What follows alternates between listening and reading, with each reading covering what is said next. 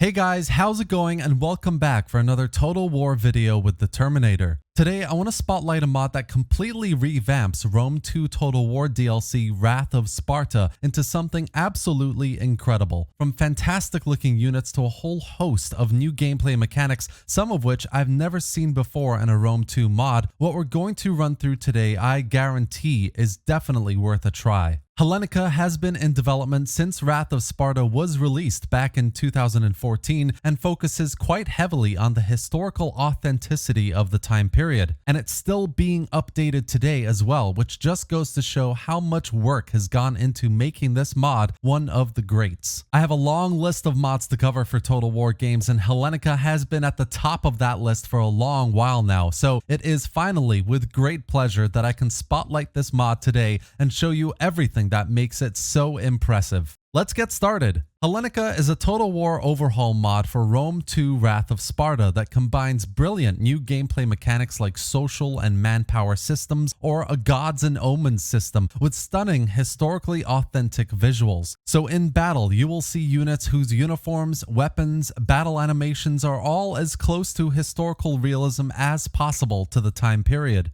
The mod is set in the year 432 BC and comes with 6 playable factions, including Athens, Boeotia, Corinthos, Sparta, Argos, and of course Persia, each with unique faction traits that again are as historically authentic as possible, each with brilliant starting positions and starting set of circumstances which lends itself to that replayability factor for the mod. The Greeks, for example, are on the cusp of all-out war, with Xerxes of Persia recently defeated and having retreated back to Anatolia, and with Athens in a more prominent position of power in the region, especially from a naval perspective. Other states have grown resentful, especially with the age-old rivals of Sparta, so a very precarious position for Athens indeed. On the other hand, you have Persia, recently wounded by Greek naval superiority. They need to find the strength and leadership to muster up more troops and take advantage of the coming Greek war, perhaps to even bring the Greeks to their knees once and for all. Hellenika does a fantastic job of making you feel like you're really a part of the setting you're playing in, with revamped building icons that look absolutely amazing, beautiful unit icons that are super diverse, chapter objectives have been redone to give you a sense of realism and ambition, and the political situation as well is a lot more varied. Vanilla Rome 2 is so comfortable in that you start off with pretty much no chance of a civil war, but as Athens, for example, 2 of your rival parties are already quite far in the negative, owing to historical accuracy, of course, as politics was a big focus for a leader back then, but also making things more interesting and challenging for the player. And that's just the tip of the iceberg with this mod, guys. War wariness is now included, so that the more wars you have and the more borders you have with the enemy, the more public order is affected.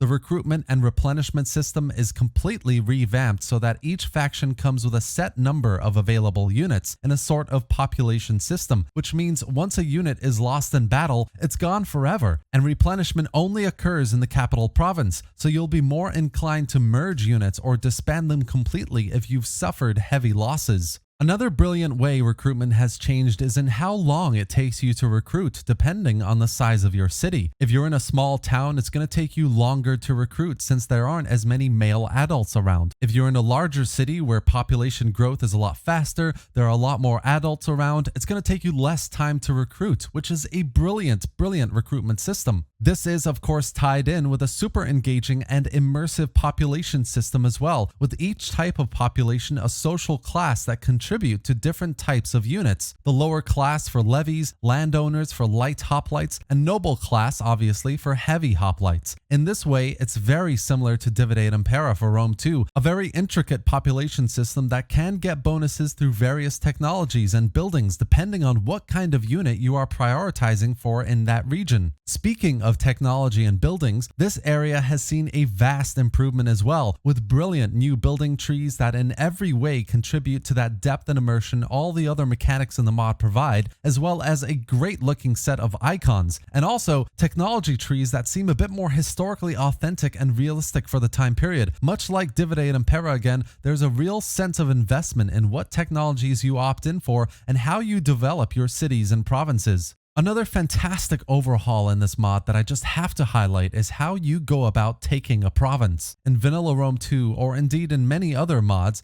it doesn't really matter how you go about it. You could walk right up to the province capital and take it outright if you wanted. But Hellenika incentivizes you to be more methodical and tactical in your war efforts. Each region in a province under enemy ownership increases the overall siege holdout time of the city you're attacking. The idea behind the mechanic is that the more regions the enemy controls, the more well supplied and prepared each city is to hold out. So you have to whittle down the enemy presence in the province before you can actually start taking the capital city and strike when they are weakest. A very unique and well thought out siege system that again lends itself to that immersive gameplay it's striving for. And there's more, guys. There's so much more with this mod, from the scripted events like gods and omens that give you dilemmas you must decide that affect things like public order or army morale, to how civil wars aren't just random stacks of armies anymore. They are little pockets of rebellions which make it so much more immersive and enjoyable. Everything in this mod is built to provide more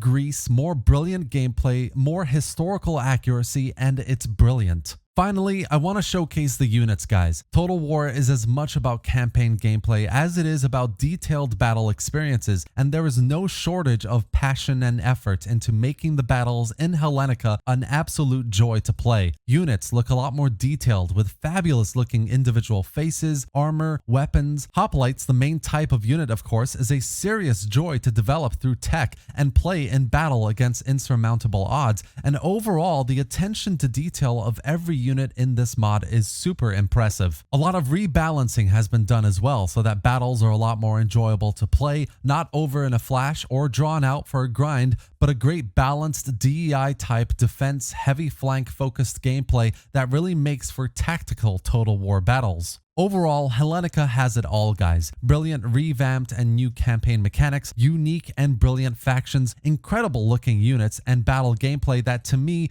is miles ahead of what DEI did for Wrath of Sparta. So if you're going to play the DLC, but you're looking for more depth, immersion, historical accuracy, the lot, this is absolutely it. And that's it for today, guys. Wrath of Sparta was a great idea for Rome 2, but lacked the unit diversity, the gameplay mechanics that Hellenika does an insane job of putting in place, making the DLC well worth playing now. The mod team is still updating it as well, so hopefully more to come in the future. I've added a link below to the latest version of the mod. It does come with 5 parts, guys, as well as the optional population submod that I highly recommend. There's also a brilliant manual to the mod in Total War Center that I've linked below, so I definitely suggest you have a look at that to get a feel for everything new in the mod before playing. Hope you enjoyed this video, guys, and if you did, give it a like and drop any thoughts or questions in the comment section below. Subscribe for more Total War content, gameplay, and news, and thanks for watching, guys. I'll see you next time.